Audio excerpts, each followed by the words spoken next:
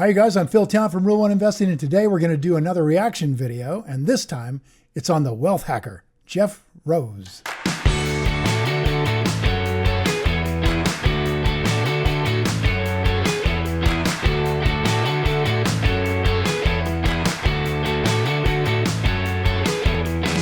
So from time to time, I'll do a reaction video of a fellow finance or investing YouTuber out there. And today we're going to take a look at Jeff Rose. Now, Jeff is a financial advisor and his channel focuses on building passive income and other financial education topics. He actually did his own reaction to a video of me a few years back. So I figured it was time to repay the favor, right?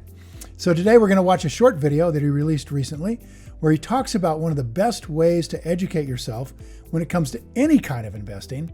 But in this case, he's talking about cryptocurrency. So let's jump in here. How much of your portfolio do you have in Bitcoin?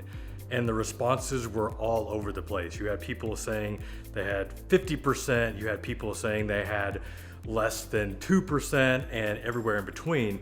And I asked this in a few of my different social media channels, and I remember one response in particular, it said that they were waiting. They were waiting to see, how this whole cryptocurrency thing was going to play out, which, I get that to an extent, but how long are you going to wait? And this is not a commercial or a plug for cryptocurrency at all. What this is a plug for is the willingness to take some risk, the willingness to try out, test out something new, because you don't know how it's going to play out and you really can't make money, you can't build wealth if you're not willing to take some risk. And this is something that I have experienced basically my whole life. And this is not just with investing, but also with my business. So that's an interesting concept, right? That Jeff is saying you can't build wealth if you're not willing to take some risk. And, there's a lot of unpacking that can happen in the words some risk. And simply the fact that Jeff is going to take us into looking at taking, quote, some risk in a cryptocurrency makes me think that he's a little over on the speculative side more than I am. Now, there's nothing wrong with that, particularly if you recognize that you're going to take risk, right? If you're going to Las Vegas and you are going to jump into a new game that some people are winning, and you're recognizing that you really don't know what the rules of the game are, you really have no idea about where this could all go. You just know that other people have gotten into the game earlier and have made a lot of money. So on that basis, you're thinking you're going to go in and take risk. That is really different than the kind of risk that I want to take as an investor. Even as a trader, that's very different. I don't like taking risks where I have no edge.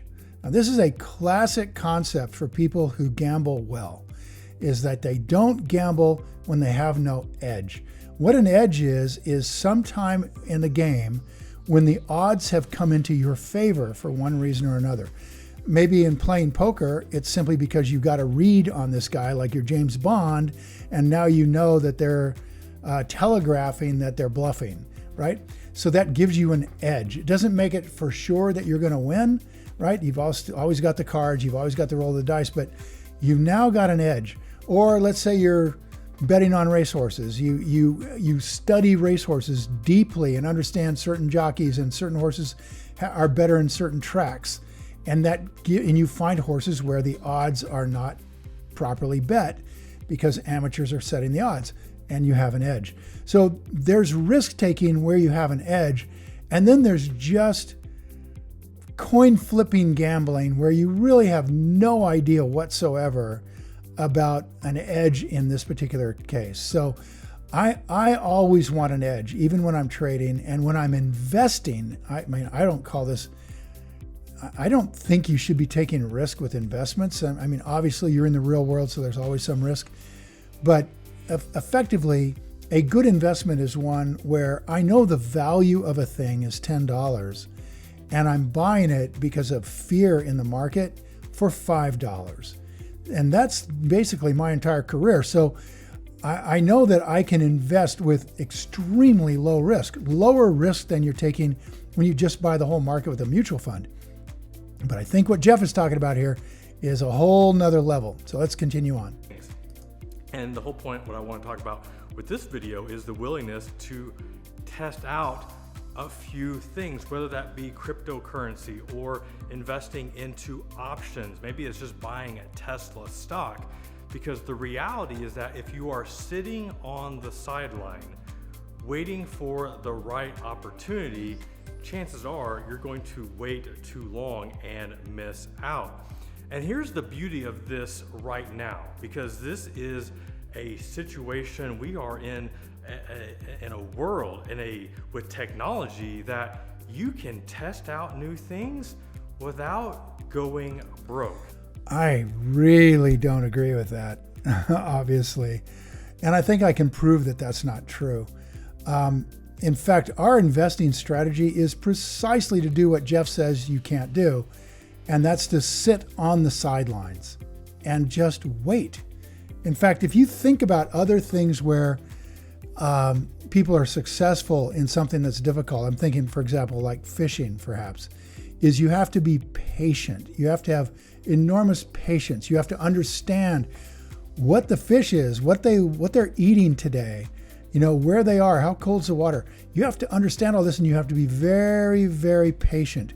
When you're hunting, for example, you have to be very, very patient. The right animal doesn't come along just trotting down the street every day.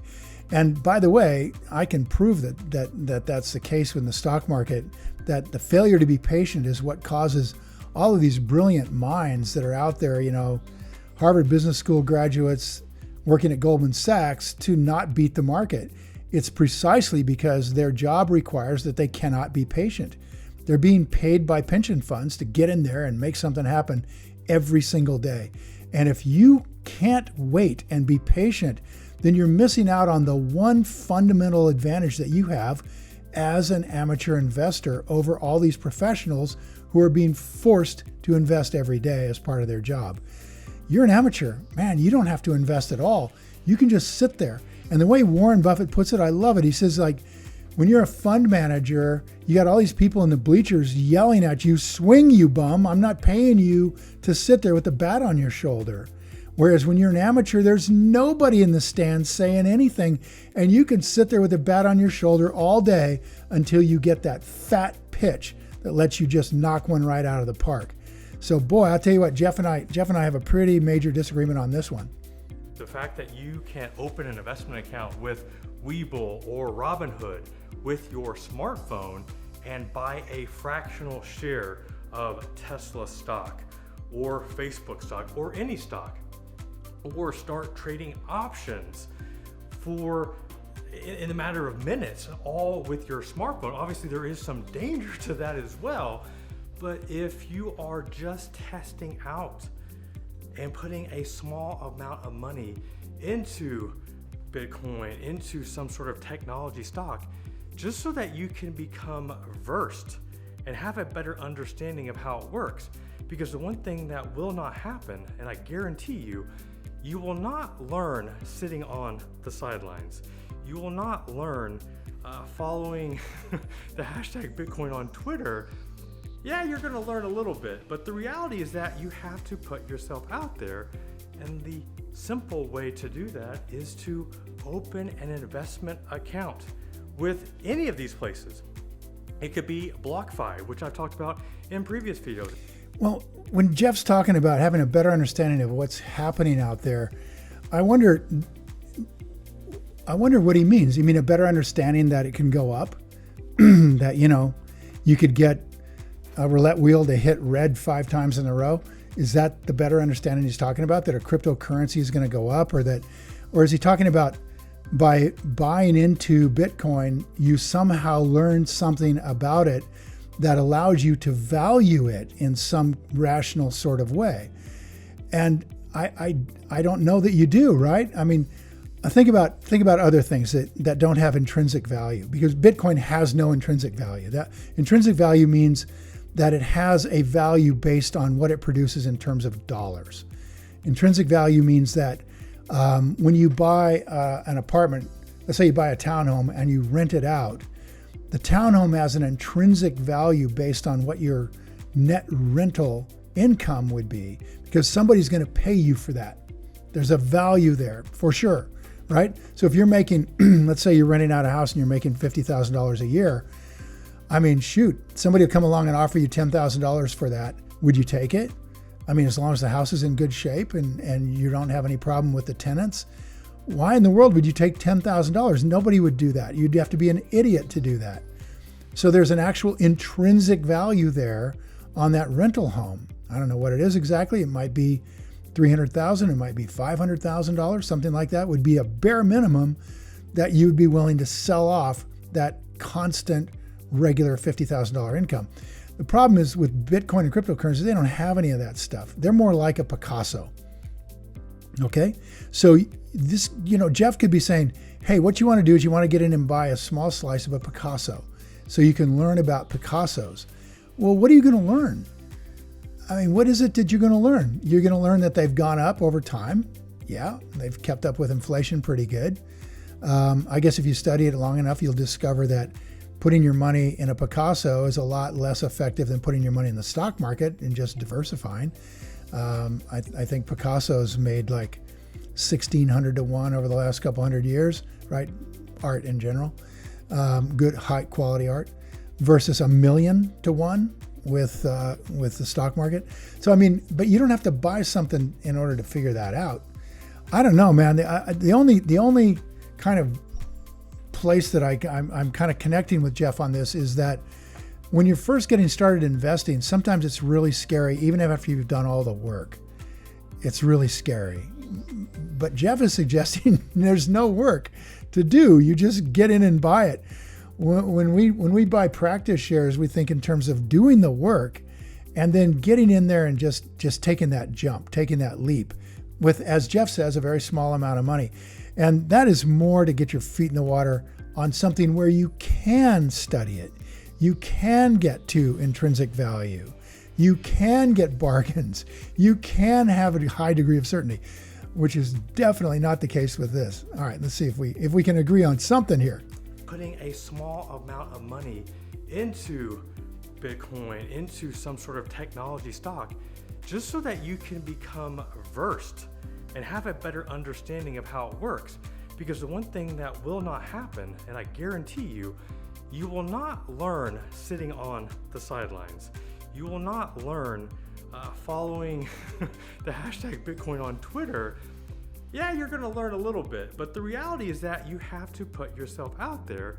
And the simple way to do that is to open an investment account with any of these places. It could be BlockFi, which I've talked about in previous videos. It could be Coinbase.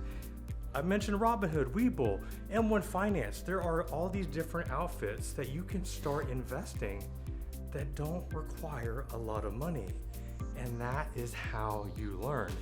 And whenever you start doing this, when you start testing out a few things, dabbling, and not putting a whole lot of money in, what you end up having is these unintended consequences, which are a good thing.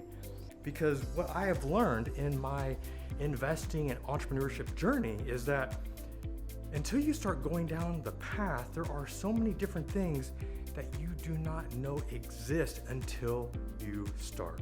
Imagine going on any trip, if you've been on a road trip before, maybe you've gone on a hike, that you don't know what's out there until you start. Maybe you're on a hike and you didn't know there was this gorgeous waterfall that was, a few miles into the woods, but you didn't know that was there until you started that journey. So I'm gonna wrap that right there, but I think this is a good video, and I think I can agree with all of the last part of what Jeff is talking about, that getting into the journey is a hugely important thing.